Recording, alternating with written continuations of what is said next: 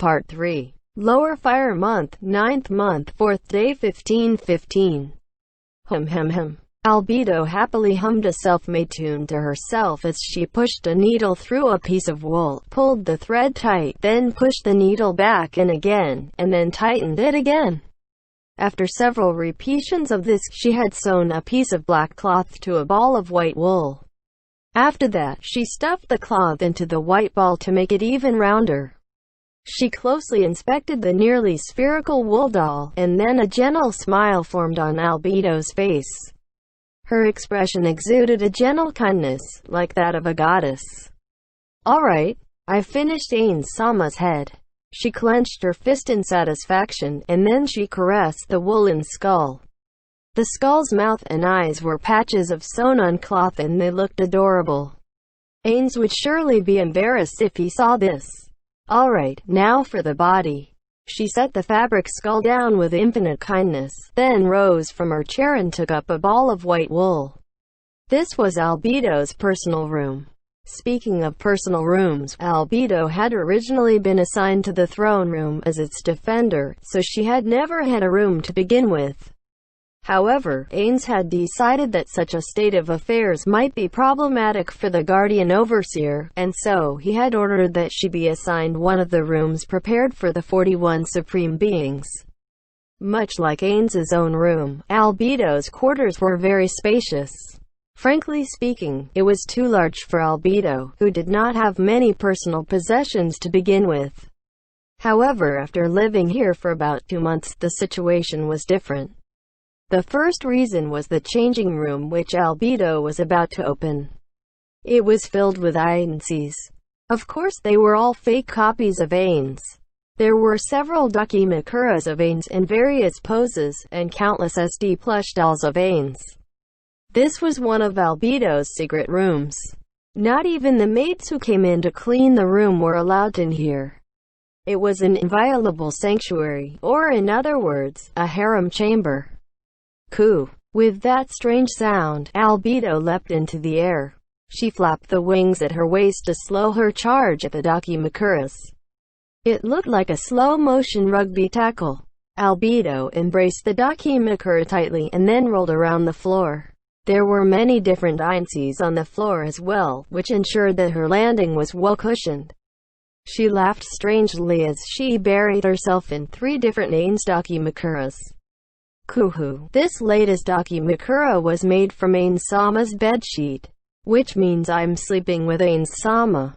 Kuhu. Albedo buried her face into the Dakimakura and inhaled deeply. "There's no scent, huh?" The disappointment was clearly evident in her tone. It would surely induce guilt in any listeners.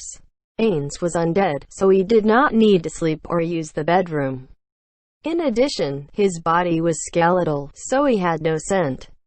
He would bathe to rid himself of dirt or dust, but by itself, his body did exude any odors. Could this be Ains-sama's? However, a girl in love could even scent the faint odor that Ains produced. Although her nose might have just been playing tricks on her. Kuhu. She buried her face into the Dakimakura and gulped down great lungfuls of air. This behavior was less fitting of the Guardian Overseer than a pervert.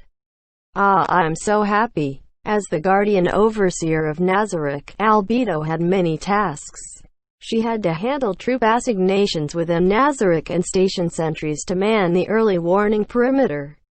She also had to maintain the defensive posture of Nazarick and wait at the throne room to verify everyone's status and so on. It was a set of tasks that would make anyone's eyes ache. Therefore, coming into this room to recharge herself was a critical matter. I want to see Ains-sama. I want to see him.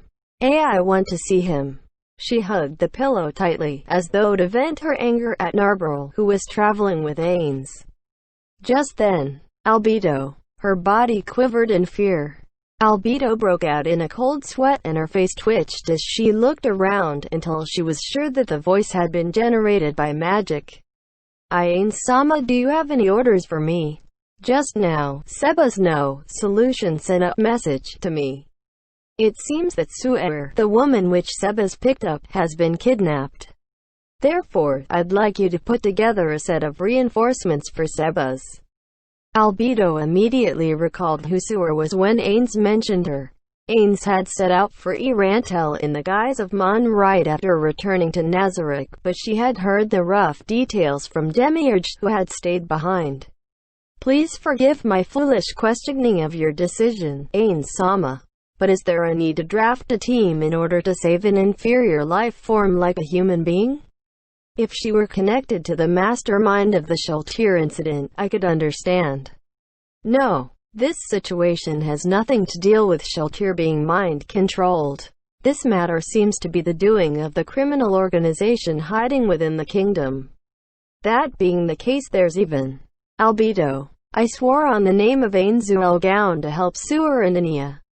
Do you understand? His tone had changed completely. Albedo could feel the searing flames of his anger. Her throat seemed to have glued into a solid mass. Do you understand? Do you understand? I used that name to guarantee her my protection. But someone dared kidnap her in spite of that. In other words, they're insulting the name that we all chose. They may not know the facts, but I will not forgive this. At this point, it felt as though his hatred had suddenly diminished. In all likelihood, his emotions had reached a certain threshold and had been forcibly suppressed. Forgive me. Those damn kidnappers seem to have angered me. I beg your pardon, Albedo. It was only after she heard her master's calm voice that Albedo's own heart could return to peace and she could finally speak. While she knew that her insuperable master was not angry at her, even Albedo could not help but feel pressured by it. There's no need for you to apologize, Ains-sama. She bowed deeply, even though he was not before her. Then, I order you to safely rescue Sewer and Ania, Albedo. Understood. I shall severely punish the humans who dared anger you at the same time that I mount the rescue. Very good. I'll leave that to you. Also, is Demiurge still in Nazarick to handle the grain transportation? Let him take responsibility for this. I could take action directly. No, Albedo. I need you to defend Nazarick. Send Demiurge over. And remember to be careful. Do not allow your true identities to be exposed. In that case, I will turn the matter of the royal capital over to you and Demiurge. Carry on. Understood. The message spell terminated and silence returned to the room. Albedo slowly rose and carefully stowed away the Dakimakuras. Still, I really don't understand. There was a hard glint in Albedo's eyes as she muttered to herself. She turned to regard the room once more. None of the maids were allowed into this room. This was both because Albedo wanted to monopolize the Ains dolls and also because of a particular corner of the room.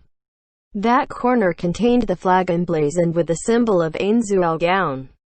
It should have been proudly displayed near the entrance, but it had instead been thrown into the corner where it was now gathering dust. There was no trace of respect or admiration for it, only disdain, anger and scorn. Ainzuelgaon, huh? How meaningless. Albedo thought of the flag that had replaced the flag of Ainzuelgaon. It was too large, and so it drooped like a theater backdrop. The great underground tomb of Nazarick belongs to you and you alone. I, Albedo, wish only to serve you. Ah! How I wish I could hear your wondrous name again someday. End chapter.